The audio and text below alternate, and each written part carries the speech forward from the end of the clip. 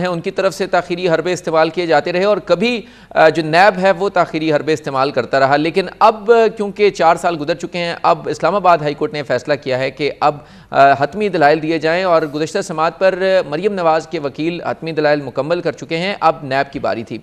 नैब ने आज जब दलाइल शुरू किए तो उस दलाइल के मौके के ऊपर नैब ने यह कहा कि सबसे पहले तो उन्होंने कहा कि नवाज़ शरीफ की अपीलें खारिज हो चुकी हैं। तो अदालत ने क्लियर किया कि नवाज़ शरीफ की अपीलें मेरिट के ऊपर खारिज नहीं हुई बल्कि उनकी अदम हाज़िरी की वजह से खारिज हुई हैं।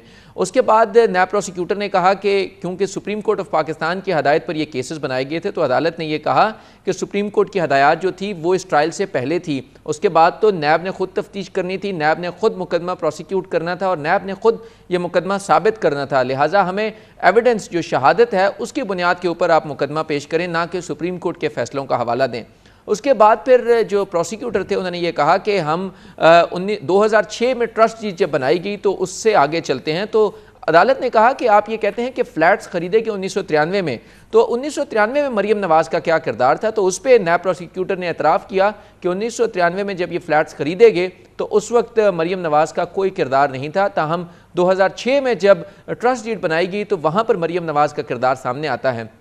तो अदालत बार बार उनको ये कह रही थी कि मरीम नवाज़ का भी किरदार जो है वो तो आप बाद में बताएंगे, सबसे पहले आपने ये बताना है कि नवाज़ शरीफ की जो एवनफील्ड अपार्टमेंट्स हैं इनकी मलकियत का क्या सबूत है।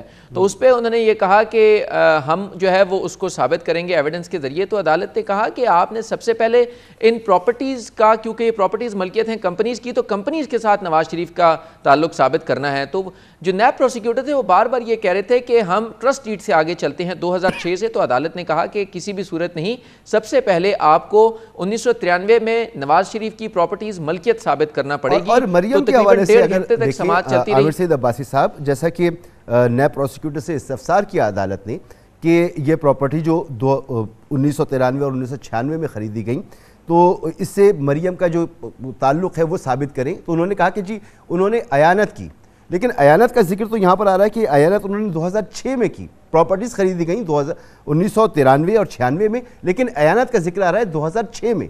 तो ये तो बड़ा वीक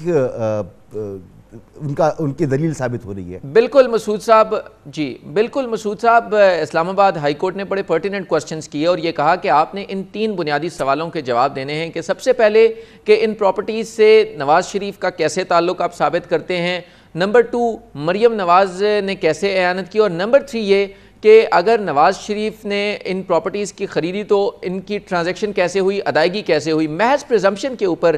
क्योंकि नैब प्रोसिक्यूटर ये कह रहे थे कि वो क्योंकि 1993 से वहाँ पर रह रहे थे, उनकी फैमिली रह रही थी, लिहाजा वो उनकी मलकियत थी। तो इस पर अदालत ने यह भी कहा कि इस तरह तो आधा पाकिस्तान किसी के घर में रहता है, तो क्या यूँ मलकियत तस्वुर कर दी जाए।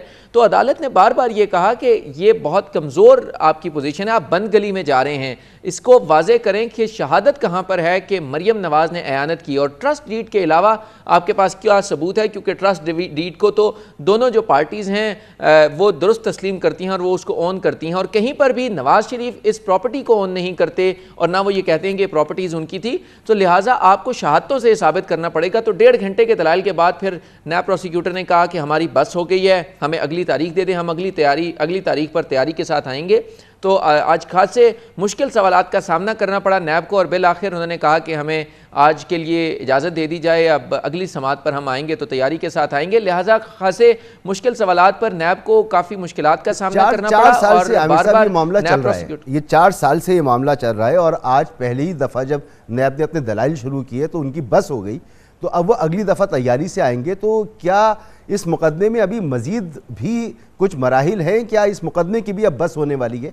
मामला जो है वो जल्दी निमटने वाला है? मसूद साहब, अब इस मुकदमे की भी बस होने वाली है, क्योंकि अदालत 12 मौका दे चुकी है नैब को कि वो अपने दलाइल मुकम्मल करें और इस मुकदमे का अब फैसला हो जाना चाहिए जो सज़ा के ख़िलाफ़ अपीलें हैं। क्योंकि नैब हुकाम बार बार ये कोशिश कर रहे थे कि क्योंकि नवाज़ शरीफ नहीं हैं तो उनके आने का इंतज़ार कर लिया जाए या किसी भी तरीके से इन मुकदमात को डिले किया जा सके, लेकिन अदालत ने बार बार मौका दिया। तो आज फिर अदालत ने कहा कि आपको हर सूरत दलाइल मुकम्मल करना होंगे। तकरीबन 1.5 घंटे तक उन्होंने दलाइल दिया और उसके बाद अदालत ने कहा कि आइंदा समात पर आपको हर सूरत दलाइल मुकम्मल करना होंगे। सो कभी इम्कान है कि आइंदा समात पर जो 29 सितंबर सितंबर को होने जा रही है उस पर दलाइल मुकम्मल होने के बाद फैसला महफूज हो जाए। सो इस महीने में ही कभी इम्कान है कि इस अपीलों का फैसला हो जाए, क्योंकि इस्लामाबाद हाई कोर्ट पहले भी ये कह चुकी है कि इसमें अब मजीद ताखीर नहीं की जा सकती। तो एवनफील्ड रेफरेंस में मरियम नवाज और कैप्टन रिटायर्ड सफदर की जो सज़ा के खिलाफ अपीलें हैं उनका अब जल्द फैसला आने का इम्कान है और इस्लामाबाद हाई कोर्ट अब इनको फैसला करने जा रही है। बहुत बहुत शुक्रिया आपका आमिर सईद अब्बासी।